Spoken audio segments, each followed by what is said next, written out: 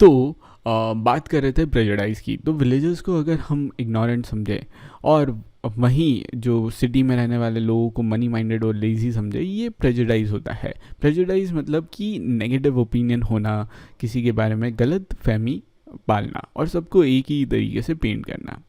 Prejudice का मतलब 10 मतलब बताऊंगा मैं, ताकि फील आए कि एक्चुअल मतलब क्या है, विथ एग्जांपल्स बताऊंगा।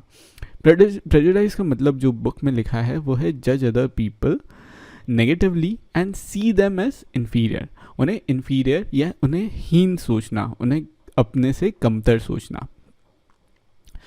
When we think that only one particular way is best and right, तब हम ऑफन एंड अप कर जाते हैं कि हम बाकी लोगों को रिस्पेक्ट नहीं करते हैं, और जो वो उन लोगों को जो चीज़ें दूसरी तरीके से देखते हैं।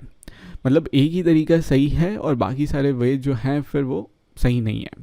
जैसे कि फॉर एग्जांपल हम अगर ये सोचते हैं कि इंग्लिश जो है बेस्ट लैंग्वेजेस हैं और बाकी लैंग्वेजेस इंपॉर्टेंट नहीं हैं, तो हम बाकी लैंग्वेजेस को नेगेटिवली जज कर रहे हैं, जिसे हम प्रेजुडाइज भी बोलते हैं।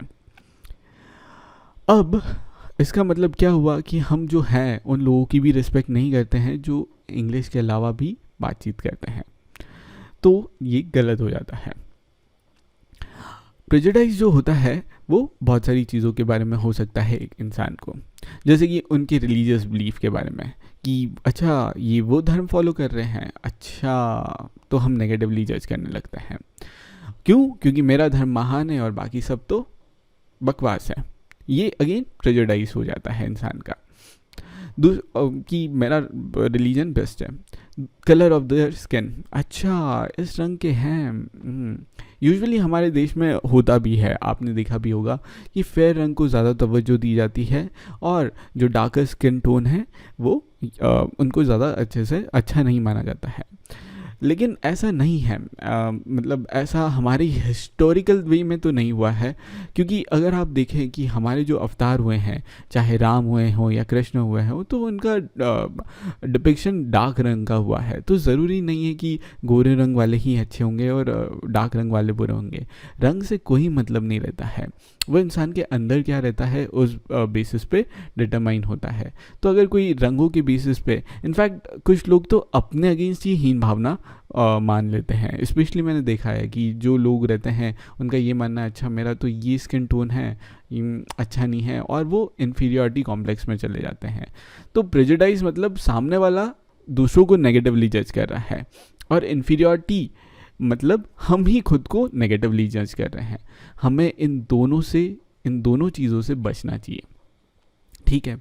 साथ ही साथ हम प्रेजुडाइज होते हैं कि किस रीजन से आ रहे हैं। गांव से आ रहा है, ये एक हो सकता है। दूसरी स्टेट से आ रहा है, ये भी एक रीज़न हो सकता है प्रेजुडाइज का। अच्छा इस स्टेट से आ रहा है, ऐसा ही होगा फिर वो।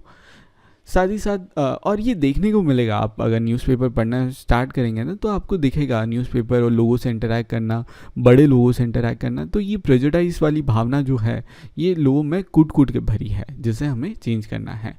कौन करेगा? आप और मैं, हम मिलके करेंगे। साथ ही साथ जो एक्सेंट में बात करते हैं, अब जैसे मैं बात कर लेता हूँ, हर एक का बोलने का तरीका होता है।